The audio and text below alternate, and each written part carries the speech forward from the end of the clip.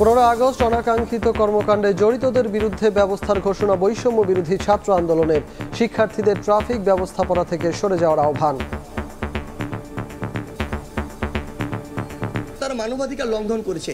তারা যে কাজটি করেছে, মানে একজন মানুষকে বিবস্ত্র করা থেকে শুরু করে গায়ে হাত তোলা, এগুলো কোনোদিন আইনসঙ্গত নয়। তথ্য প্রমাণের ভিত্তিতে যদি সিঙ্গেল একজন সমন্বয়ক বা সহ সমন্বয়ক পুরো বাংলাদেশে পেয়ে থাকি, এটার সাথে যুক্ত কোনোভাবে আমরা তৎক্ষণাৎ তাকে আমাদের ওই কমিটি থেকে, ওই টিম থেকে বহিষ্কার করব। ছাত্র আন্দোলনে যোগ দিতে ঘর ছেড়ে আর ফেরা হয়নি অনেকের। নিখোঁজের সন্ধানে হাসপাতালে ছুটছেন স্বজনরা। ঢাকা মেডিকেলে পড়ে আছে বেওয়ারিশ 6 মরদেহ। বেরিয়েছে আর কি দেখতে দেশের কি অবস্থা দেখতে পারে, ওই দিন থেকে নিখোঁজ মিছিলে গেছাল। তারপরে এই ঝামেলার মধ্যে 2 জেলা 7 থেকে তাকে গুলি করা হয়। 5 তারিখ থেকে বর্তমানে আপনার সিলেট থেকে ধুইরে এবং কি মানে কোনো জায়গা বাদ নাই। ফ্যামিলি মনে চালানোর মতো কোনো ই নাই।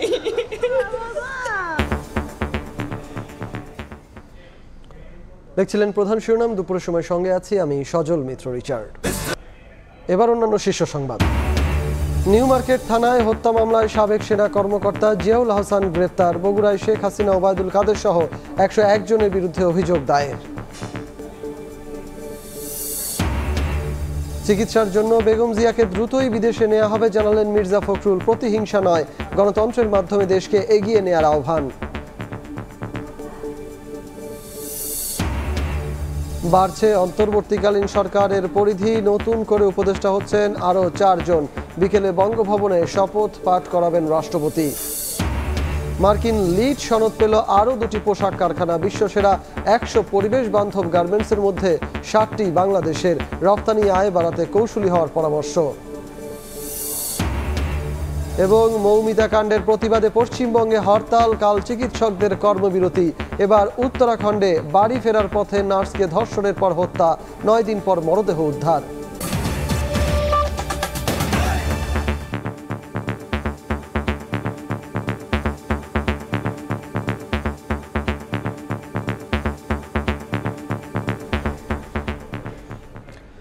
পনেরো আগস্ট ঘিরে নানা অপ্রত্যাশিত ঘটনাকে মানবাধিকার বিরোধী বলে আখ্যা দিয়েছে বৈষম্য বিরোধী ছাত্র আন্দোলন। তারা বলছে বিপ্লব বিতর্কিত করতে আওয়ামী লীগ ও ছাত্রলীগ ছদ্মবেশে এসব ঘটনা ঘটাতে পারে। তবে তদন্তে কোনো সমন্বয়কে জড়িত থাকার প্রমাণ পাওয়া গেলে ব্যবস্থা নেওয়ার কথা জানিয়েছেন অন্যতম সমন্বয়ক সার্জিস আলম। এদিকে সড়কে পুলিশ ট্রাফিকের দায়িত্বে ফেরায় শিক্ষার্থীদের ক্লাসে যাওয়ার প্রস্তুতি নেওয়ার পরামর্শ দেন তিনি। 15 আগস্ট বঙ্গবন্ধু শেখ মুজিবুর রহমানের মৃত্যুবার্ষিকীতে শোক পালনের সময় রাজধানীর ধানমন্ডিতে কিছু ঘটনা ঘটে। এ নিয়ে সামাজিক যোগাযোগ মাধ্যমে দেখা দেয় মিশ্র প্রতিক্রিয়া। শুক্রবার সকালে ঢাকা বিশ্ববিদ্যালয়ের অমর 21 হলে এ বিষয়ে কথা বলেন বৈষম্য বিরোধী ছাত্র আন্দোলনের অন্যতম সমন্বয়ক সার্জিস আলম। বিপ্লব ঘটানোর সম্ভাবনা রয়েছে। বৃহস্পতিবার ধানমন্ডিতে ঘটে যাওয়া ঘটনাকে মানবতা বিরোধী আখ্যা দিয়ে তিনি বলেন, ছাত্র জনতার অর্জনকে বিতর্কিত করতেই আওয়ামী লীগ ও ছাত্রলীগ ছদ্মবেশে এসব ঘটনা ঘটিয়ে থাকতে পারে। তবে তদন্তে বৈষম্য বিরোধী ছাত্র আন্দোলনের কারো জড়িত থাকার প্রমাণ পাওয়া গেলে নেওয়া হবে ব্যবস্থা। আওয়ামী লীগ, ছাত্রলীগ, যুবলীগ তাদের অসংখ্য মানুষজন বিভিন্ন ছদ্মবেশে ওখানে ছিল এই কারণে যে তারা একটা অস্থিতিশীল অবস্থা তৈরি করতে চায়। আমরা খুঁজে তথ্য প্রমাণের ভিত্তিতে যদি সিঙ্গেল একজন সমন্বয়ক বা সহ সমন্বয়ক পুরো বাংলাদেশে পেয়ে থাকি, এটার সাথে যুক্ত কোনোভাবে আমরা তৎক্ষণাৎ তাকে আমাদের ওই কমিটি থেকে, ওই টিম থেকে বহিষ্কার করব। তারা মানবাধিকার লঙ্ঘন করেছে। তারা যে কাজটি করেছে, মানে একজন মানুষকে বিবস্ত্র করা থেকে শুরু করে গায়ে হাত তোলা, এগুলো কোনোদিন আইনসঙ্গত নয়। 2013 সালে হেফাজতে ইসলামের সমাবেশকে কেন্দ্র করে আওয়ামী লীগের নির্দেশে পুলিশ ধর্মপ্রাণ মুসল্লিদের কানে ধরানোর মাধ্যমে এই সংস্কৃতির সূচনা করেছিল বলে অভিযোগ করেন সার্জিস। আর 15 আগস্ট রাষ্ট্রীয়ভাবে শোক দিবস পালনের পক্ষপাতী নয় বৈষম্য বিরোধী ছাত্র আন্দোলন। তবে কেউ ব্যক্তিগতভাবে শোক পালন করলে তাতে বাধা দেওয়ার বিপক্ষে তিনি। 2013 সালে আমরা দেখেছিলাম হেফাজতে ইসলাম যখন তাদের মতিঝিলে এই যে সমাবেশটি করেছিল, ওই সময়ে পুলিশকে কাজে লাগিয়ে, পুলিশকে অপব্যবহার করে আওয়ামী লীগ তার ক্ষমতার অপব্যবহার করে অসংখ্য আলেম ওলামাদেরকে কান ধরে উঠবস করিয়েছিল। সেই সচিত্র ছবি এবং ভিডিও এখনও আমাদের কাছে আছে। আমরা মনে করি না যে এই রাষ্ট্রীয় শক্তি তারা যেভাবে পালন করছে এটা হওয়া উচিত, কিন্তু তারা যদি ব্যক্তিগত জায়গা থেকে যতটুকু পালন করতে চায় ওইটুকুতে ন্যূনতম রেসপেক্ট আমাদের শো করা উচিত। পুলিশ ট্রাফিকের দায়িত্ব নেয় শিক্ষার্থীদের ক্লাসে ফিরে যাওয়ার আহ্বান জানান সার্জিস। যেখানে যখন পুলিশের কোনো একটি টিম বা ট্রাফিকের টিম, আইনশৃঙ্খলা রক্ষাকারী বাহিনীর টিম আসবে, তাদেরকে তাদের দায়িত্বটি বুঝে দিয়ে ছাত্র সমাজকে সেখানে সরে যেতে হবে। কারো মোবাইল ফোন চেক করা, গণমাধ্যমকে দায়িত্ব পালনে বাধা দেয়া বা আবাসিক হোটেলে অভিযান চালানো বৈষম্য বিরোধী ছাত্র আন্দোলনের কাজ নয় বলেও দাবি করেন তিনি। আপনাদের ক্লাসে ফিরে যেতে হবে। শাকির আহমেদ, সময় সংবাদ, ঢাকা। বৈষম্য বিরোধী ছাত্র রাজধানীর নিউ মার্কেট থানার হত্যা মামলায় সেনাবাহিনী থেকে অব্যাহতি পাওয়া আলোচিত সাবেক সেনা কর্মকর্তা জিয়াউল হাসানকে গ্রেফতার করা হয়েছে। বৃহস্পতিবার গভীর রাতে তাকে গ্রেফতার করা হয়, পরে তাকে ডিবি হেফাজতে রাখা হয়েছে। এর আগে গত 6 আগস্ট এক বিজ্ঞপ্তিতে মেজর জেনারেল জিয়াউল হাসানকে চাকরি থেকে অব্যাহতি দেওয়ার বিষয়ে জানায় আইএসপিআর। গত 13 আগস্ট গুম হওয়া ব্যক্তিদের স্বজনদের সংগঠন মায়ের ডাক তার গ্রেফতারের দাবি জানায়। জিয়াউল হাসান 2009 সালে মেজর থাকাকালে র্যাব 2-এর উপ অধিনায়ক হন। ওই বছরই তিনি পদোন্নতি পেয়ে লেফটেন্যান্ট কর্নেল হন এবং র্যাব সদর দপ্তরের গোয়েন্দা শাখা পরিচালকের দায়িত্ব পান। তিনি 2022 সাল থেকে এনটিএমসির মহাপরিচালক হিসেবে দায়িত্ব পালন করছিলেন। সে সময় থেকেই তাকে নিয়ে নানা বিতর্ক তৈরি হয়।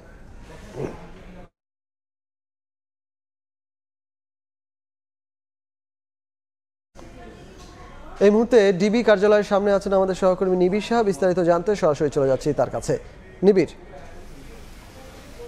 আসলে সবশেষ যে খবর সেটি হলো সাবেক সেনা কর্মকর্তা এনটিএমসির সাবেক মহাপরিচালক তিনি কিন্তু আসলে গ্রেফতার হয়েছেন পুলিশের হাতে এবং ঢাকা মহানগর পুলিশের পক্ষ থেকে আমাদেরকে একটি খুদে বার্তা দিয়ে জানানো হয়েছে যে রাজধানীর নিউ মার্কেট থানার একটি হত্যা মামলায় তাকে গ্রেফতার দেখানো হয়েছে এবং গতকাল রাতে রাজধানীর নিকুঞ্জ এলাকা থেকে তাকে গ্রেফতার করে মিন্টো রোডের ডিবি কার্যালয়ে নিয়ে আসা হয়েছে বলে পুলিশের পক্ষ থেকে আমাদেরকে এই তথ্যটি নিশ্চিত করা হয়েছে। এবং তারা যেমনটি বলছেন যে আসলে এই যে জিয়াউল হাসান তিনি কিন্তু বেশ এর আগেও বেশ আলোচিত সমালোচিত ছিলেন, কেননা ফোনে আড়ি পাতা, আয়নাঘর কাণ্ড কিংবা দেখা গেছে যে গুমের যে সব ঘটনা সে প্রতিটি ক্ষেত্রে এবং সবশেষ যে দেশে ইন্টারনেট বন্ধের যে বিষয়টি ছাত্রদের আন্দোলন দমাতে সেখানেও কিন্তু তদন্ত উঠে এসেছে এই সেনাবাহিনীর চাকরিচ্যুত এই কর্মকর্তা অর্থাৎ জিয়াউল হাসানের নাম। তো সবকিছু মিলিয়ে যদি বলা যায় যে আসলে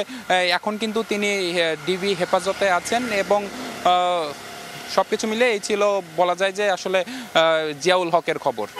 আচ্ছা নিবিড়, আপনি তো জিয়াউল হাসানের কথা বলছিলেন, সাবেক সেনা কর্মকর্তা, কিন্তু এরও আগে যে বিগত কয়েকদিনে আগের সরকারের যে প্রাক্তন বেশ কয়েকজন মন্ত্রী, উপদেষ্টা, প্রতিমন্ত্রী এবং ডেপুটি স্পিকারও রয়েছেন তাদের রিমান্ডে নেওয়া হয়েছে। সেখানে তাদের সেই রিমান্ডের নেয়ার পরে সেখান থেকে কোনো তথ্য বা সবশেষ কোনো খবরাখবর আপনি জানতে পেরেছেন কিনা? রিচার্ড, আপনি যেমনটি বলছিলেন যে আসলে গত মঙ্গলবার রাজধানীর সদরঘাট থেকে গ্রেফতার দেখানো হয়েছে সাবেক উপদেষ্টা সালমান এফ রহমান এবং সাবেক আইনমন্ত্রী আনিসুল হককে। এরপরে কিন্তু আমরা দেখেছি যে রাতেই কিন্তু তাদের ডিবি হেফাজতে নিয়ে আসা হয় এবং নিউ মার্কেট থানার একটি হত্যা মামলায় তাদের আসামি করে কিন্তু পরের দিন নিয়ে যাওয়া হয় আদালতে। এর পরের দিনে আমরা দেখেছি যে আসলে সাবেক আইসিটি প্রতিমন্ত্রী জুনায়েদ আহমেদ পলক, সাবেক ডেপুটি স্পিকার টুকু এবং সাবেক ঢাবি ছাত্রলীগ নেতা সৈকতকে গ্রেফতার দেখানো হয় এবং এই তিনজন এবং আগের 2 জন মোট 5 জনকে কিন্তু 10 দিনের রিমান্ডে নেওয়া হয়েছে এবং তারা কিন্তু এখনো এই মিন্টো রোডের ডিবি কার্যালয়ে আছেন। এখানেই কিন্তু তাদের জিজ্ঞাসাবাদ করা হচ্ছে বলে আমরা যতটুকু তথ্য পেয়েছি। তবে বলার মতো যে বিষয়টি সেটি আসলে যে এই জিজ্ঞাসাবাদে আসলে তারা কি ধরনের তথ্য দিলেন কিংবা এই যেসব মামলায় তাদের আসামি করা হয়েছে তারা কি ধরনের তথ্য দিলেন সে বিষয়ে কিন্তু এখনো আনুষ্ঠানিকভাবে আমাদেরকে জানানো হয়নি পুলিশের পক্ষ থেকে। যেমনটি আমাদেরকে বলা হয়েছে যে তাদের জিজ্ঞাসাবাদ চলছে, জিজ্ঞাসাবাদ শেষে হয়তোবা আমাদেরকে আরো তথ্য জানানো হবে। তো সবকিছু মিলিয়ে যদি বলা যায় যে আসলে এই ছিল আমার কাছে থাকা ডিবি কার্যালয়ের সামনে থেকে আমার কাছে থাকা সবশেষ খবর। ডিবি কার্যালয়ের সামনে থেকে আমাদের সঙ্গে যুক্ত হয়েছিলেন সহকর্মী নিবিড় সাহা।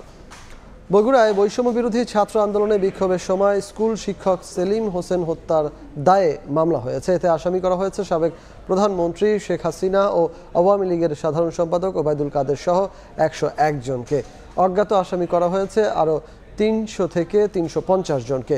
নিহতের বাবা সেকেন্দার আলী বাদী হয়ে সদর থানায় মামলাটি করেন। মামলার এজাহারে বলা হয়, ছাত্রদের ডাকা এক দফা দাবিকে সমর্থন জানিয়ে গত 4 আগস্ট স্কুল শিক্ষক সেলিম শহরের 7 মাথায় ছাত্র জনতার সঙ্গে আন্দোলনে অংশ নেয়। এই সময় বগুড়া পৌরসভার 3 কাউন্সিলর মতিন সরকার, আমিনুল ইসলাম ও আরিফ ধারালো অস্ত্র দিয়ে সেলিমকে কুপিয়ে হত্যা করে। এই ঘটনায় নির্দেশদাতা হিসেবে শেখ হাসিনা ও আওয়ামী লীগের সাধারণ সম্পাদক ওবায়দুল কাদের সহ 101 জনকে আসামি করে মামলা করা হয়। চিকিৎসার জন্য বিএনপি চেয়ারপারসন বেগম খালেদা জিয়াকে শিগগিরই বিদেশে নেওয়া হবে বলে জানিয়েছেন দলটির মহাসচিব মির্জা ফখরুল ইসলাম আলমগীর। রাজধানীর নয়াপল্টনে বেগম জিয়ার 80তম জন্মদিন উপলক্ষে দোয়া মাহফিলে অংশ নিয়ে মির্জা ফখরুল অভিযোগ করেন, ভারতে বসে দেশের বিরুদ্ধে ষড়যন্ত্র করছেন শেখ হাসিনা। প্রতিহিংসা নয়, গণতন্ত্রের মাধ্যমে দেশকে এগিয়ে নেয়ার আহ্বান জানান বিএনপি মহাসচিব। কখনো কারাগারে, কখনো গৃহবন্দী, কখনো বা হাসপাতালে 2018 সাল থেকে এভাবেই কেটেছে বিএনপি চেয়ারপারসন বেগম খালেদা জিয়ার জন্মদিন। 2020 সাল থেকে শারীরিক অবস্থার অবনতি ঘটতে থাকে তার। একে একে লিভার সিরোসিস, হার্টে ব্লক সহ নানা জটিল রোগে আক্রান্ত হন তিনি। সেই থেকে মেডিকেল বোর্ড, পরিবারের সদস্য ও দল বেগম খালেদা জিয়ার উন্নত চিকিৎসার জন্য বিদেশের মাল্টিডিসিপ্লিনারি হাসপাতালে চিকিৎসার জন্য দফায় দফায় তৎকালীন আওয়ামী লীগ সরকারের কাছে আবেদন জানালেও নাকচ করা হয় সেই আবেদনগুলো।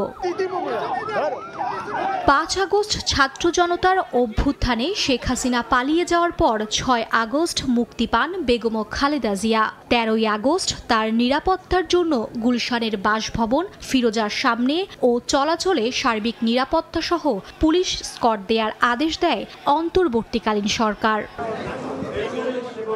শুক্রবার বেগম খালেদা জিয়ার 80তম জন্মদিন উপলক্ষে নয়াপল্টনে কেন্দ্রীয় কার্যালয়ে আয়োজিত দোয়া মাহফিলে বিএনপি মহাসচিব জানান, শিগগিরই চিকিৎসার জন্য বিদেশে নেওয়া হবে বেগম জিয়াকে। অতি শীঘ্র আমরা বিদেশে চিকিৎসার জন্য নিয়ে যাব। আমরা আল্লাহর কাছে দোয়া করি যে একদম সমস্ত সুস্থ হয়ে আমাদের মাঝে ফিরে আসেন।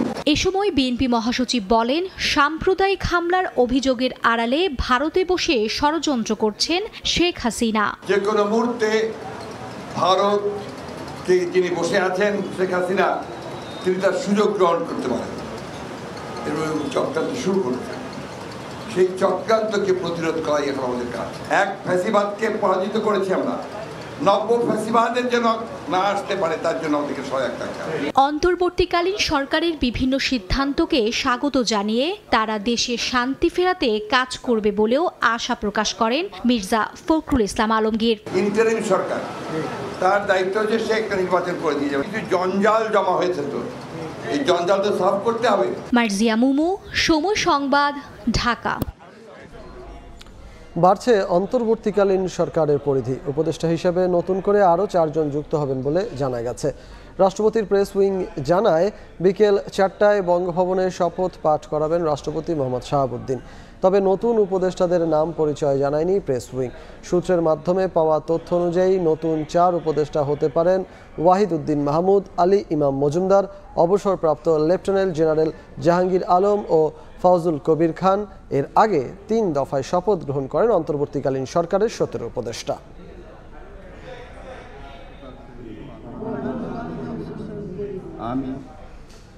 এই মুহূর্তে বঙ্গভবনের সামনে আছেন আমাদের সহকর্মী ফারুক ভাই রবিন। সরাসরি চলে যাব তার কাছে।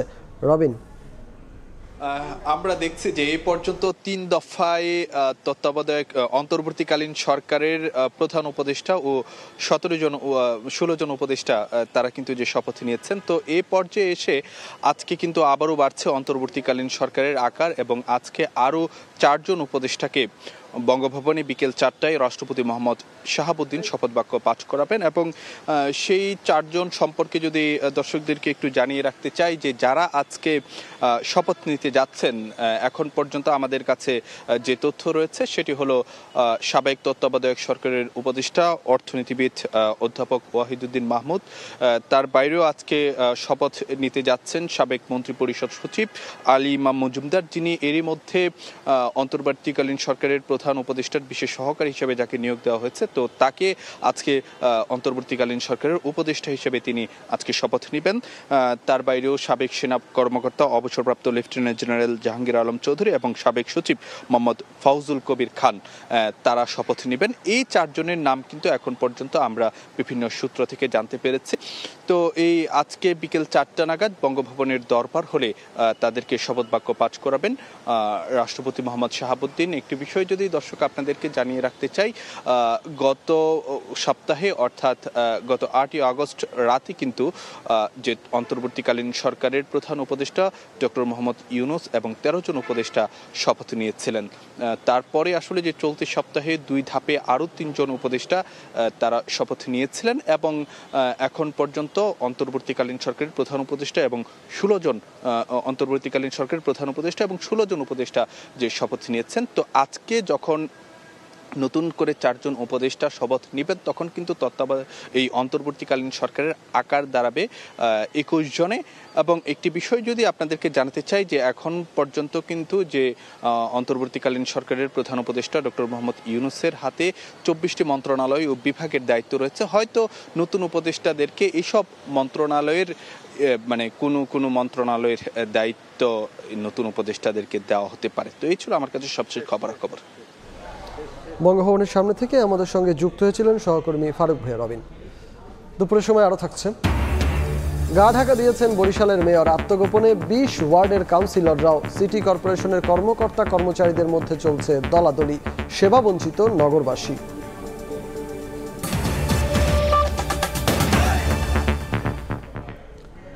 রাজধানীর হাসপাতালগুলোতে এখনও স্বজনদের খুঁজে ফিরছে বহু পরিবার। কোটা সংস্কার আন্দোলনে অংশ নিতে বাড়ি থেকে বিদায় নিয়ে ফেরেননি অনেকেই। নাম উঠেছে নিখোঁজের তালিকায়। বেঁচে আছেন কিনা জানা নেই কারো। ঢাকা মেডিকেলের মর্গে এখনও বেওয়ারিশ পড়ে আছে 6টি মরদেহ। হতভাগ্যদের কারো কারো চেহারা এতটাই বিকৃত যে মুখ দেখে শনাক্তের উপায়ও নেই। হায়দার আলীর রিপোর্ট। বাংলাদেশের ইতিহাসে কোনো আন্দোলনে এত মৃত্যুর ঘটনা নজিরবিহীন। কত মানুষ এই আন্দোলনে মারা গেছেন তার সঠিক সংখ্যা এখনও জানা যায়নি। এখনও নিখোঁজ আছেন বহু মানুষ। পরিবার জানে না কি ঘটেছে স্বজনের ভাগ্যে। এই যেমন হবিগঞ্জের এই পরিবারটি ঢাকা মেডিকেলের মর্গে এসেছেন রাব্বির খোঁজে। 19 বছর বয়সী রাব্বি রাজমিস্ত্রির কাজ করতেন মিরপুরে। 2 সহকর্মীর সঙ্গে 5 আগস্ট মিরপুর 10-এ গিয়েছিলেন এক দফার কর্মসূচিতে। সেদিন সহকর্মীরা বাসায় ফিরলেও সেই থেকে সন্ধান নেই রাব্বির। রাজধানীর বিভিন্ন হাসপাতাল ঘুরে ঢাকা মেডিকেলের মর্গে পড়ে থাকা 8টি লাশেও মেলেনি রাব্বির মুখ। 5 তারিখ থেকে বর্তমানে আপনার সিলেট থেকে ধুইরে এবং কি মানে কোনো জায়গা বাদ নাই। ভালো করে চিনতে পারতেছি না, কারণ যেহেতু মুখটা নষ্ট হয়ে গেছে বা মুখটা একটু ফুলে গেছে। একই রকম শঙ্কা আর উদ্বেগ নিয়ে নারায়ণগঞ্জ থেকে ঢাকা মেডিকেলে আসে আমানতের পরিবার। বেওয়ারিশ 8টি লাশ দেখে 10 দিন নিখোঁজ থাকা আমানতকে শনাক্ত করতে পারেন স্বজনরা। বাইং হাউজের এই কর্মকর্তাকে শুধু হত্যাই করা হয়নি, আগুনে পুড়িয়ে দেওয়া হয় গোটা শরীর। ওই দিন বাইক নিয়ে বের হয়েছে আর কি, দেখতে দেশের কি অবস্থা দেখতে পারে, ওই দিন থেকে নিখোঁজ। তারপর থেকে আমরা নানানভাবে খোঁজ করছি। প্রথম যেই মর্গে আমরা খোঁজ করেছি সেখানে লাশের স্তূপ ছিল। ওই স্তূপে আপনার তার লাশ শনাক্ত করা কঠিন ছিল। তার পরনের জামা কাপড় দেখে আমরা চিহ্নিত করি। কোটা আন্দোলন ঘিরে শুধু ঢাকা মেডিকেলের মর্গেই এখন পর্যন্ত ময়না তদন্ত হয়েছে 108টি মরদেহের। এগুলি হচ্ছে ঢাকা মেডিকেল থেকে আসছে 4টা আর হচ্ছে যাত্রাবাড়ি থেকে আসছে 2টা, মোট 6টা করে আমার কাছে বর্তমানে আছে। 15 আগস্ট পর্যন্ত মরদেহগুলোর কোনো ওয়ারিশ পাওয়া যায়নি। সোহরাওয়ার্দী হাসপাতালেও পড়ে আছে একটি বেওয়ারিশ লাশ। 2 হাসপাতালে মর্গে পড়ে থাকা লাশগুলোর স্বজনরা এখনও জানেনই না তাদের সন্তানের ভাগ্যে কী ঘটেছিল। হাসপাতাল কর্তৃপক্ষ বলছে আরও কয়েকদিন অপেক্ষার পর লাশগুলো কেউ নিতে না আসলে 7টি লাশই বেওয়ারিশ হিসেবে দাফন করা হবে। হায়দার আলী, সময় সংবাদ, ঢাকা। ঢাকা মেডিকেল কলেজ হাসপাতালের আইসিইউতে মৃত্যুর সঙ্গে পাঞ্জা লড়ছে টাঙ্গাইলের কলেজ ছাত্র ইমন আলী। বৈষম্য বিরোধী ছাত্র আন্দোলনে অংশ নিয়ে গত 4 আগস্ট পুলিশের গুলিতে আহত হয় ইমন। 10 বছর বয়সে বাবা হারানো 4 জনের পরিবারে ইমনই ছিল একমাত্র কর্মক্ষম। ফলে ছেলের চিকিৎসার ব্যয় বহনে ইতোমধ্যে সহায় সম্বল বিক্রি করেছেন মা রিনা বেগম। ছাত্র জনতার বৈষম্য বিরোধী দেশ গড়ার গণজোয়ার নাড়া দেয় টাঙ্গাইলের গোপালপুরের ইমন আলীকেও। শুরু থেকেই সামনের সারিতে ছিল এই কলেজ ছাত্র। 10 বছর বয়সে বাবা হারানো ইমন সুন্দর ভবিষ্যতের আশায় মিছিল আর স্লোগানে প্রকম্পিত করত রাজপথ। শেখ হাসিনা সরকারের পতনের একদিন আগে 4 আগস্ট মির্জাপুরের গোরাই এলাকায় পুলিশের সঙ্গে সংঘর্ষ হয় ছাত্র জনতার। এ সময় পুলিশের একটি বুলেট ইমনের বুকে আঘাত করে পিঠ দিয়ে বের হয়ে যায়। সে আন্দোলনে ছিল, সামনে থেকে নেতৃত্ব দিচ্ছে গোরাই থানার যে গোরাই পুলিশ ফাঁড়ি, সেখান থেকে আপনার দোতলা থেকে ছাদের থেকে ওনাকে গুলি করে। ঝামেলার মধ্যে 2 তলা ছাদ থেকে তাকে গুলি করা হয়, এদিক দিয়ে ঢুকে এদিক দিয়ে বাইরে হয়। স্থানীয় হাসপাতাল থেকে ঢাকায় পাঠানো হলেও পথে তল্লাশি করে পুলিশ। আন্দোলনকারী জানতে পেরে গাড়ি থেকে নামিয়ে ইমন সহ সবাইকে বেধড়ক মারধর করা হয় বলে অভিযোগ পরিবারের। যে রোগী যার গুলি রোধ করা হয়েছে তাকে উঠে মানে যেখানে গুলি লাগছে ওখানেও বাইরেছে, পুরো শরীর হুদ্দা বেরিয়েছে। ইমনকেও মারে, এমনকি যে জায়গায় গুলি লাগছে সে জায়গায় পুলিশের ওই যে আপনার বন্দুকের ঘাড়া দিয়ে ঘাওয়ায়ও। পরে রাজধানীর উত্তরায় একটি বেসরকারি হাসপাতালে লাইফ সাপোর্টে রাখা হয় ইমনকে। সেখানে 2 দিনে 1 লাখ টাকা বিল ধরিয়ে দেওয়া হয়, যা পরিশোধ করতে ধার দেনা করে ইমনের মা রিনা বেগম। খরচ জোগাতে না পেরে ইমনকে ঢাকা মেডিকেল কলেজ হাসপাতালে নিয়ে যায় পরিবার। মারা গেছে আমার দুলাভাই, কিন্তু এই ছেলে মাইসের বাড়িতে কাজ করে কষ্ট করে লেখাপড়া করাইতো। এখন যদি এই ছেলে কিছু হয় তাহলে তো মনে করি যাকে ফ্যামিলি একবারে ইয়ে যাবো। বাবার মৃত্যুর পর ইমনই হয়ে ওঠে পরিবারের একমাত্র উপার্জনক্ষম। পড়ালেখার পাশাপাশি টিউশন করে হাল ধরেন পরিবারের। ইমনের ছোট আরো 2 ভাই আর 1 বোনের সংসারে মানুষের বাড়িতে কাজ করে জীবিকা নির্বাহ করেন রিনা বেগম। মানুষ, আমার বাবার মুখ খুলে কেউ নাই। আমি মাসি বাড়ি কাজ করে আমার বাবার মানুষ করছি। আমি সময়ের খাবার সময় খাইলে মাসির কথা হই না, আমি কাজ করে মানুষ করছি। আমার বাবার ভিক্ষা দেওয়া জানে না। চিকিৎসা ব্যয়ভার সহ অসহায় এই পরিবারটির পাশে বিত্তবানদের এগিয়ে আসার আহ্বান বৈষম্য বিরোধী ছাত্র জনতার। নাজমুস সালেহী, সময় সংবাদ, ঢাকা। একটি নয় দুটি নয়, পুলিশের ছোড়া 4টি বুলেটে জর্জরিত উচ্চ মাধ্যমিকের শিক্ষার্থী নেহাল। রাজধানীর সোহরাওয়ার্দী মেডিকেল কলেজ হাসপাতালে প্রায় 1 মাস ধরে চিকিৎসা চললেও কোনো উন্নতি নেই শারীরিক অবস্থার, বরং যন্ত্রণায় কাতর নেহালের আত্মচিৎকারে পুরো হাসপাতাল যেন ব্যথিত। বৈষম্য বিরোধী ছাত্র আন্দোলনে যোগ দিয়ে গত 19 জুলাই রাজধানীর মিরপুর 10 নম্বরে গুলিবিদ্ধ হয় নেহাল। মঞ্জুর রহমানের ছবিতে রাশেদ বাপ্পির রিপোর্ট। সবাই রোগী, সবাই গুলি গেছে, সবাই আড়ে, সবাই ঠিক আছে, কিন্তু আমি একটু আড়া পারি না, একটু বইতে পারি না। সারাদিন এইভাবে শুয়ে থাকতে হয়, ব্যথায় কাতরাইতে হয়। আস্তে আস্তে ঠিক হবে, ডাক্তাররা তো চিকিৎসা করতেছে। দুশ্চিন্তা করলে তো শরীর আরো খারাপ করবে, তাই না? প্রায় 1 মাসেরও বেশি সময় ধরে এক প্রকার মৃত্যু যন্ত্রণা সহ্য করছে নেহাল। শুধুই নেহালই নয়, সারা দেশে এরকম অসংখ্য নেহাল হাসপাতালের বিছানায় যন্ত্রণায় কাতরাচ্ছে। তাদের স্বজন এবং আহতদের প্রশ্ন, একটি চেয়ার কিংবা ক্ষমতা কত বেশি লোভনীয় যে ক্ষমতার লোভে এত মানুষকে বলি হতে হয়, এত মানুষকে আহত হতে হয়।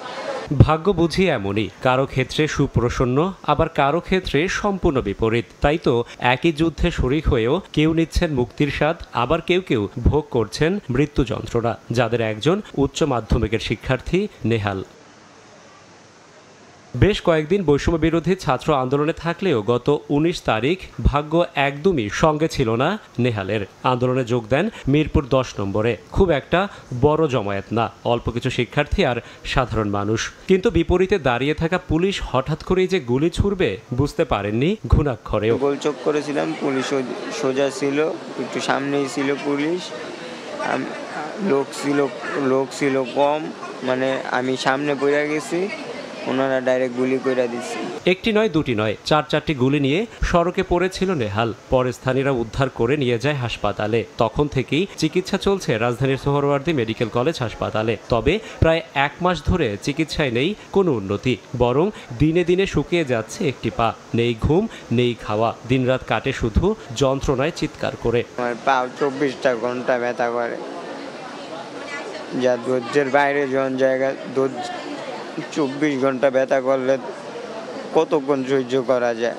19 তারিখ থেকে ব্যথা শুরু হয়েছে, আর আজকে কয় তারিখ?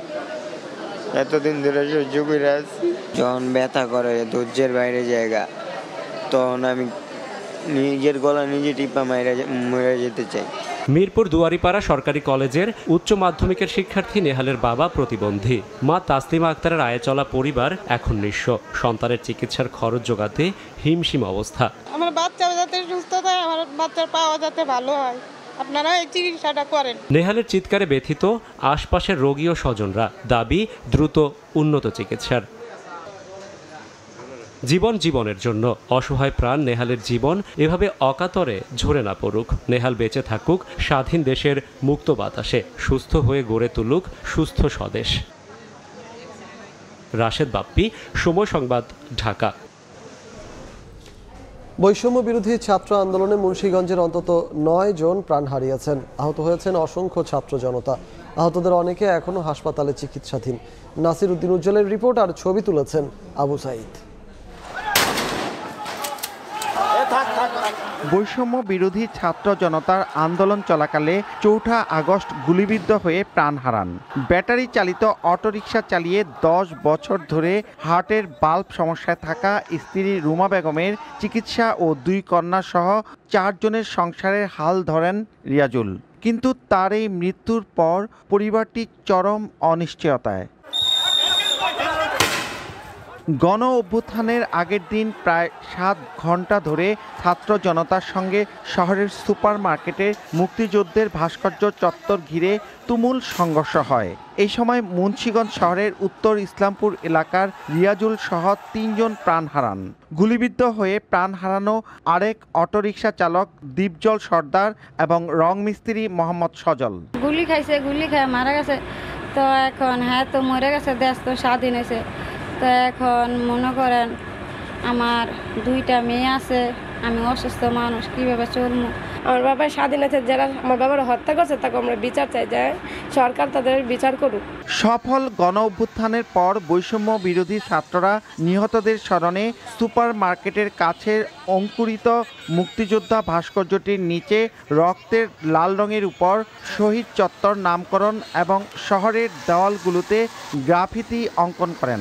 পুলিশ এবং ছাত্রলীগের গুলিতে আমাদের এই চত্বরে অনেকগুলো তাজা প্রাণ চলে যায়, অনেকগুলো মানুষ শহীদ হয়। তারা দেশের জন্য এই জায়গায় শহীদ হওয়ার কারণে আমাদের এই চত্বরকে শহীদ চত্বর নাম দেওয়া হয়েছে। হাসপাতাল কর্তৃপক্ষের তথ্য অনুযায়ী এই চত্বর ঘিরেই 4 আগস্টের সহিংসতায় 3 জনের প্রাণহানি সহ অন্তত 95 জন আহত হয়েছেন।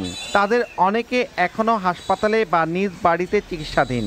এছাড়া এই গণ আন্দোলনে রাজধানী, টঙ্গী, যাত্রাবাড়ি ও চিটাগাং রোডে আরও অন্তত মুন্সিগঞ্জের 6 ছাত্র জনতা প্রাণ হারিয়েছেন। নাসির উদ্দিন উজ্জ্বল, সময় সংবাদ, মুন্সিগঞ্জ। একদম ফ্রেশ বিশ্বমানের প্রযুক্তির সকল সুবিধা নিয়ে ভালো থাকুন আপনিও। কঙ্কা। নতুন করে আরও 2টি তৈরি পোশাক কারখানা পেয়েছে মার্কিন যুক্তরাষ্ট্রের লিড সনদ। এ নিয়ে বিশ্বসেরা 100টি পরিবেশ বান্ধব কারখানার মধ্যে বাংলাদেশের দখলে এলো 7টি। এমন অর্জন বাজার প্রতিযোগিতায় দেশকে এগিয়ে রাখবে বলে আশাবাদী উদ্যোক্তারা। মেড ইন বাংলাদেশের ব্র্যান্ডিংয়ে তারা চান প্রধান উপদেষ্টার দূরদর্শী উদ্যোগ। 1 দশকের বেশি সময় আগে পথ চলা শুরু হয়েছিল তৈরি পোশাক শিল্পে কারখানার কর্মপরিবেশ নিরাপদ করার তাগিদে। সেই যাত্রায় পরিবেশ বান্ধব কারখানা গড়ে তোলার ক্ষেত্রে বর্তমানে বিশ্বের role model Bangladesh. US green building কাউন্সিলের সবশেষ তথ্য বলছে চলতি মাসে বাংলাদেশের আরও 2টি পোশাক কারখানা পেয়েছে লিড সনদ। আর এতেই বিশ্বসেরা 24টির মধ্যে 22টি সহ 100টি সবুজ কারখানার 7টিই থাকলো বাংলাদেশে। পরের অবস্থানে থাকা পাকিস্তানের রয়েছে মাত্র 9টি, ভারতের 8টি আর শ্রীলঙ্কার রয়েছে 6টি কারখানা। বিশ্বব্যাপী এমন স্বীকৃতি আগামীর বাজার দখলে এগিয়ে রাখবে বলে আশাবাদী উদ্যোক্তারা। যতটা বেশি আমরা এখন থেকে প্রস্তুত থাকবো কার্বন এমিশনের ক্ষেত্রে, এই জায়গাগুলোতে কাজ করতে পারবো, ততটা আমরা সামনে প্রতিযোগিতায় কিন্তু আমরা এগিয়ে থাকবো। কার্বন মুক্ত বিশ্ব গড়ার প্রত্যয়ে বিনিয়োগে এগিয়ে থাকার পরও যেন দ্বিপাক্ষিক বাণিজ্যে পিছিয়ে পড়তে না হয়, এজন্য মেড ইন বাংলাদেশের ব্র্যান্ডিংয়ে প্রধান উপদেষ্টা ডক্টর মোহাম্মদ ইউনূসের সর্বোচ্চ সহযোগিতা চান তারা। ওনার তো আসলে বিশ্বব্যাপী একটা পরিচিতি, ব্যাপক পরিচিতি আছে এবং অ্যাকসেপ্টেন্স লেভেলটা অনেক বেশি। যে দেশগুলো আমাদের থেকে মূলত সোর্সিং করে বা আপনি যদি টোটাল ব্র্যান্ড ইমেজের কথা বলেন, ওনার একটি সারা বা ওনার একটি ইশারা কিন্তু সাপোর্ট কিন্তু অনেক কিছু গুরুত্ব বহন করে বা করবে। রপ্তানি আয় বাড়াতে কৌশলী বাণিজ্যিক ও কূটনীতি নিয়ে সরকারকে কাজ করার পরামর্শ দিচ্ছেন অর্থনীতিবিদরা। এই মুহূর্তে বাংলাদেশে সারা পৃথিবীর সবচেয়ে বেশি সবুজ পরিবেশ বান্ধব কারখানা রয়েছে, কিন্তু তার কোনো কাঙ্ক্ষিত সুফল আমরা লাভ করতে পারছি না। আমরা আমাদের তৈরি পোশাকের দাম পাচ্ছি না, একই সঙ্গে তৈরি পোশাকের যে রপ্তানি আয় সেটিও বাড়াতে পারছি না। এই অবস্থায় মাননীয় প্রধান উপদেষ্টার যে আন্তর্জাতিক ভাবমূর্তি রয়েছে, বিশেষ করে তিনি যে নেট জিরো কার্বন ইমিশনের আন্দোলন শুরু করেছিলেন তা সারা পৃথিবীতে ছড়িয়ে গেছে, এটিকে কাজে লাগাতে হবে। এদিকে গেল 14 আগস্ট তৈরি পোশাক শিল্পের উদ্যোক্তাদের সঙ্গে বৈঠকে নিজের পরিচিতি আর আন্তর্জাতিক গণমাধ্যমকে কাজে লাগিয়ে বাংলাদেশের বাণিজ্যিক ব্র্যান্ডিংয়ে সব ধরনের পদক্ষেপ নেওয়ার আশ্বাসও দিয়েছেন অন্তর্বর্তী সরকারের প্রধান উপদেষ্টা ডক্টর মোহাম্মদ ইউনূস। কামরুল হাসান সবুজ, সময় সংবাদ, ঢাকা। রাজধানী কারওয়ান বাজারে ভোক্তা অধিকার সংরক্ষণ অধিদপ্তরের সঙ্গে বাজার মনিটরিংয়ে অংশ নেন বৈষম্য বিরোধী আন্দোলনের শিক্ষার্থীরা। এ সময় আল্লাহর দান চিকেন হাউস নামের একটি দোকান থেকে 150 কেজি মরা মুরগি উদ্ধার করা হয়। জিজ্ঞাসাবাদে দোকানি স্বীকার করেন এসব মরা মুরগি সরবরাহ করা হতো রাজধানীর 5 তারকা সহ অভিজাত হোটেল রেস্টুরেন্টগুলোতে। সারা দেশে বৈষম্য বিরোধী ছাত্র আন্দোলনকারী এবং ভোক্তা অধিকার সংরক্ষণ অধিদপ্তরের যৌথ অভিযান চলছে। পাঁচজানি রাজধানীর কারওয়ান বাজারও শুক্রবার সকালেই দেখা মিলল প্রায় 150 কেজি মরা মুরগি, যা দেখে সবার চোখ যেন কপালে। যখনই মুরগিটা মরে যাচ্ছে তারা ফ্রিজে রেখে দিচ্ছে, আর যখন তারা বিভিন্ন রেস্টুরেন্ট থেকে কল আসছে তারা ওখানে সেল করে দিচ্ছে। একবার বলতেছেন এই মুরগিটা ওনাদের, আর একবার বলতেছেন রেস্টুরেন্টে সাপ্লাই দিতেছে, কিন্তু ওনারা কোনো সদুত্তর এভাবে দিতে পারতেছেন না, একবার এক এক কথা বলতেছেন। বৈষম্য বিরোধী আন্দোলনের শিক্ষার্থীদের দাবি 5 তারকা হোটেল সহ বেশ কিছু অভিজাত হোটেলে আল্লাহর দান চিকেন হাউস এসব মরা মুরগি সরবরাহ করে আসছিল। এত কম দামে সেল দেওয়ার কারণটা কি? অবশ্যই এখানে মরা মুরগি আছে এবং এই মুরগিগুলো কথাই সেল দিচ্ছে সেটা আপনাদের একটু বলি। তারা বারবার বলতেছে সোনারগাঁও হোটেলের কথা। এই অভিযোগে সুমন নামে একজন মুরগি ব্যবসায়ীর নামে ভোক্তা অধিকার বাদী হয়ে মামলা দায়ের করে এবং পুলিশের কাছে সোপর্দ করে। ভোক্তা অধিকার সংরক্ষণ অধিদপ্তর জানায়, মানুষকে মরা ও পচা মুরগি খাওয়ানোর অভিযোগে জড়িতদের বিরুদ্ধে সর্বোচ্চ শাস্তির ব্যবস্থা করা হবে। স্বপ্নিল পান্থপথের একটা রেস্টুরেন্ট, আর কি নাম বলেছেন চারুলতা, এই রেস্টুরেন্ট আরো কোনো রেস্টুরেন্টে দিচ্ছেন কিনা উনি এখনো স্বীকার দিচ্ছে না। প্রতিষ্ঠানের যারা জড়িত আছেন তাদের বিরুদ্ধে আইনের যে সর্বোচ্চ প্রয়োগ আছে, সর্বোচ্চ শাস্তি নিশ্চিত চলবে, যে সকল ধারাই পড়ে সবগুলো ধারাই তার বিরুদ্ধে যাবে। এদিকে সরবরাহ কম থাকায় রাজধানীর বাজারে বেড়েছে কাঁচামরিচের দাম। একদিনের ব্যবধানে কেজিতে 100 থেকে 150 টাকা বেড়ে বিক্রি হচ্ছে 300 থেকে 350 টাকায়। স্বস্তি নেই সবজির দামেও। কাঁচামরিচে আগুন লেগে গেছে। বাজারে এসে যখন বাজার করি তখন তো আমরা সম্পূর্ণ হতাশ। তবে স্বস্তি ফিরেছে মাছের বাজারে। চাঁদাবাজি বন্ধ হওয়ায় সপ্তাহের ব্যবধানে সব ধরনের মাছ কেজিতে দাম কমেছে 20 থেকে 30 টাকা পর্যন্ত। সাইফুল ইসলাম, সময় সংবাদ, ঢাকা। সরকার পতনের পর স্থবির হয়ে পড়েছে বরিশাল সিটি কর্পোরেশনের স্বাভাবিক কার্যক্রম। এক সপ্তাহের বেশি সময় ধরে অনুপস্থিত সিটি মেয়র আবুল খায়ের আব্দুল্লাহ। গা ঢাকা দিয়েছেন 20টি ওয়ার্ডের কাউন্সিলররা। নগর ভবনের কর্মকর্তা কর্মচারীদের মধ্যে শুরু হয়েছে দলাদলি। সুজয় দাসের তোলা ছবিতে অপূর্বপুর রিপোর্ট। গত 5 আগস্ট সরকার পতনের পর বিক্ষুব্ধদের দেয়া আগুনে পুড়ে যায় বরিশাল সিটি কর্পোরেশনের এনেক্স ভবন। ব্যবহারের অনুপযোগী হয়ে পড়েছে 4 তলা এ ভবনটি। পড়ে গেছে গুরুত্বপূর্ণ কাগজ, সরঞ্জাম, নথি ও ঔষধ। থমকে আছে শিশুদের টিকাদান ও মশক নিধন কার্যক্রম। কর্মকর্তারা জানান, ভবনটিতে ইপিআই কর্মসূচিতে অন্তত 10,000 শিশুকে টিকা দেয়া হতো। 154টি পয়েন্টের জন্য আইস বক্স, ফ্রিজ ও প্রায় 1 লাখ ভাওয়েল ওষুধ ছিল। সেগুলো পুড়ে যাওয়ায় শিশুদের জন্মের পর দেয়ার জন্য 5টি টিকা সহ অন্যান্য টিকা ও ভিটামিন খাওয়ানো কার্যক্রম বন্ধ হয়ে গেছে। সঙ্গে 12টি ফগার বেসিন, চুড়ি ও মশক নিধনের ওষুধও নষ্ট হয়েছে। সরকার পতনের পর সিটি কর্পোরেশনের কর্মকর্তা কর্মচারীদের মধ্যে শুরু হয়েছে দলাদলি। স্টোরের পরিচালনা শাখার যত মালামাল ছিল সব লুটপাট হয়ে গেছে, একটা মালামালও রেখে যায় না। কোলবক্স ছিল 8টা, ক্যারিয়ার ছিল প্রায় 250, আর লজিস্টিক মালামাল ছিল অনেক, কাগজপত্র। ক্ষমতার রদবদল হতেই পারে, কিন্তু আমরা সাধারণ নগরবাসী চরম দুর্ভোগে আছি। মেয়র অনুপস্থিতি থাকলেও রুটিন কার্যক্রম চলছে বলে জানিয়েছেন জনসংযোগ কর্মকর্তা। নগরবাসীর স্বাভাবিক কার্যক্রম সবই চলতেছে। আমরা ময়লা পরিষ্কার করতেছি, আমরা ট্রেড লাইসেন্স বা অন্যান্য যে ডিপার্টমেন্টগুলোর স্বাভাবিক কার্যক্রম চলতেছে। বরিশাল সিটি কর্পোরেশনে স্থায়ী কর্মকর্তা কর্মচারী আছেন 537 জন, আর অস্থায়ী আছেন 1200 জন। বরিশাল শহরে প্রায় 800 কোটি টাকার উন্নয়ন প্রকল্প চললেও তা থমকে আছে। অপূর্ব অপু, সময় সংবাদ, বরিশাল।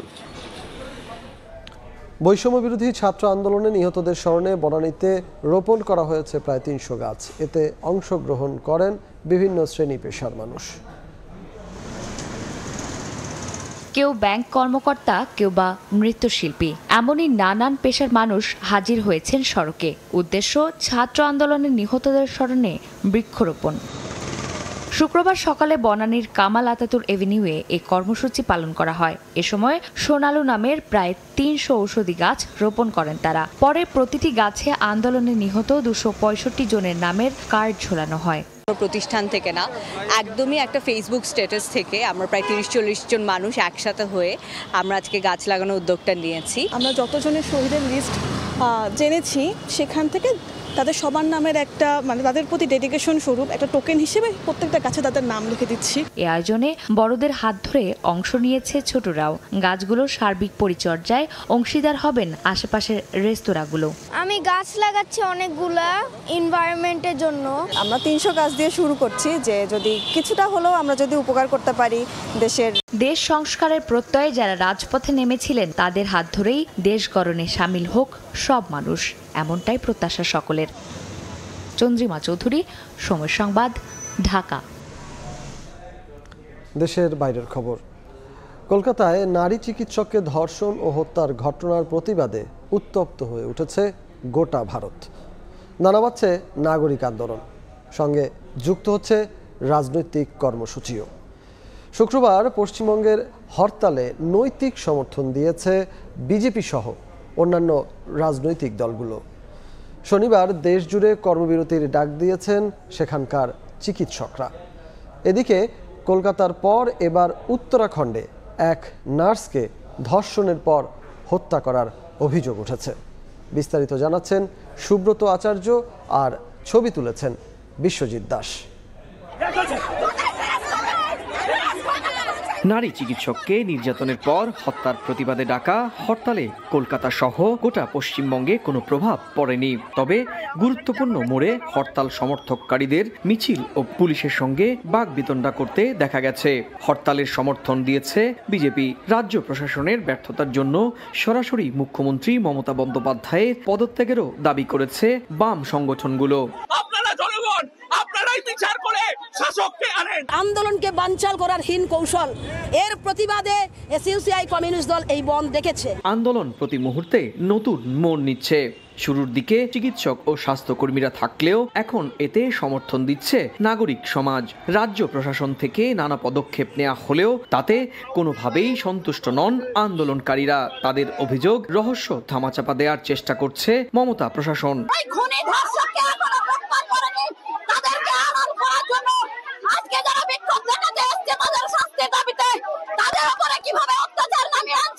দেয়ালে পিঠ থেকে যাচ্ছে, মেয়েদের কোনো সম্মান নেই। যদিও মমতার দাবি, শুরুর দিন থেকেই তার প্রশাসন এই ঘটনার তদন্ত শুরু করেছে। সিবিআইকে দেওয়া হয়েছে মামলা। আরজিকর হাসপাতালের বেশ কয়েকজন সিনিয়র কর্মকর্তাকে জিজ্ঞাসাবাদও করছে সিবিআই। এদিকে উত্তরাখণ্ডে হাসপাতালে এক নার্সকে ধর্ষণের পর হত্যা করার অভিযোগ উঠেছে। 9 দিন পর তার মরদেহ উদ্ধার করেছে পুলিশ। এই ঘটনায় একজনকে গ্রেপ্তারও করা হয়েছে। সুব্রত আচার্য, সময় সংবাদ, ভারত। গাজায় যুদ্ধবিরতি ইস্যুতে নতুন করে আলোচনা শুরু করেছে যুক্তরাষ্ট্র, মিশর ও কাতার। যদিও এতে অংশ নেবে না বলে জানিয়েছে হামাস। দখলদার ইসরায়েলের ভয়াবহ আগ্রাসনে কবর দেওয়ারও জায়গা নেই উপত্যকাটিতে। চরম মানবিক সংকটের দিন পার করছে নিরীহ ফিলিস্তিনিরা। এখন পর্যন্ত গাজায় নিহতের সংখ্যা ছাড়িয়েছে 40,000। এর মধ্যেই মিশর গাজা সীমান্তে 50টিরও বেশি টানেল ধ্বংসের দাবি তেল আবিবের। মৃতদেহ দাফনেরও পর্যাপ্ত জায়গা নেই অবরুদ্ধ গাজায়। কবরস্থানের জায়গা খুঁজে না পেয়ে শেষমেশ গণকবর দিতে বাধ্য হচ্ছেন ফিলিস্তিনিরা। ইসরায়েলি হত্যাযজ্ঞে বিশ্বের বৃহত্তম উন্মুক্ত কবরস্থানে পরিণত এখন উপত্যকাটি। গত 7 অক্টোবরের পর থেকে ইসরায়েলি নারকীয় তাণ্ডবে এখন পর্যন্ত গাজায় 40,000-এরও বেশি ফিলিস্তিনি নিহত হয়েছেন। আহতের সংখ্যা প্রায় 1 লাখ। বাস্তুচ্যুত হয়েছেন 20 লাখ মানুষ। খাবারের অভাবে, পুষ্টিহীনতায় শিশু থেকে বয়স্কদের দুর্দশা যেন দেখার কেউ নেই। এর মধ্যেও চলছে ইসরায়েলি আগ্রাসন। দক্ষিণাঞ্চলে ব্যাপক স্থলাভিযান ও বিমান হামলা চালায় দখলদার সেনারা। খান ইউনিসেও চালানো হয় ভয়াবহ হামলা। শুধু তাই নয়, মিশর গাজা সীমান্তে 50টিরও বেশি টানেল ধ্বংসের দাবি ইসরায়েলি সেনাদের। তাদের দাবি, গাজায় অস্ত্র পাচারের জন্য এগুলো হামাস ব্যবহার করত। এদিকে যুদ্ধবিরতি নিয়ে বৃহস্পতিবার দোহায় নতুন করে আলোচনা শুরু করেছে যুক্তরাষ্ট্র, মিশর ও কাতার। অমীমাংসিত বিষয়গুলোর সমাধান এবং গাজার মানবিক পরিস্থিতি মোকাবেলার লক্ষ্যে এই আলোচনার আয়োজন। দোহায় ইসরায়েল এবং ফিলিস্তিনের নেতাদের আমন্ত্রণ জানায় মধ্যস্থতাকারীরা। তবে আলোচনার নতুন দফায় অংশ নেবে না বলে জানিয়েছে হামাস। ইসরায়েলের প্রধানমন্ত্রী বেনয়ামিন নেতানিয়াহু কাতারে একটি প্রতিনিধি দল পাঠানোর অনুমোদন দেওয়ার পরপরই হামাস এই ঘোষণা দেয়।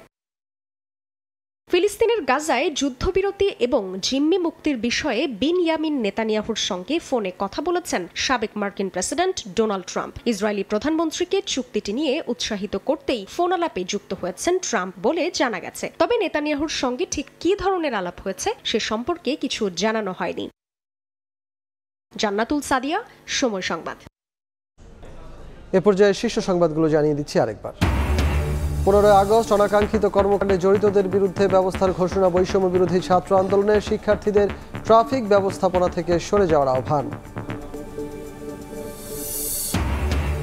নিউ মার্কেট থানায় হত্যা মামলায় সাবেক সেনা কর্মকর্তা জিয়াউল আহসান গ্রেফতার। বগুড়ায় শেখ হাসিনা, ওবায়দুল কাদের সহ 101 জনের বিরুদ্ধে অভিযোগ দায়ের। এবং বাড়ছে অন্তর্বর্তীকালীন সরকারের পরিধি। নতুন করে উপদেষ্টা হচ্ছেন আরও 4 জন। বিকেলে বঙ্গভবনে শপথ পাঠ করাবেন রাষ্ট্রপতি। এই ছিল দুপুরের সময়ের সঙ্গে থাকুন সময়ের।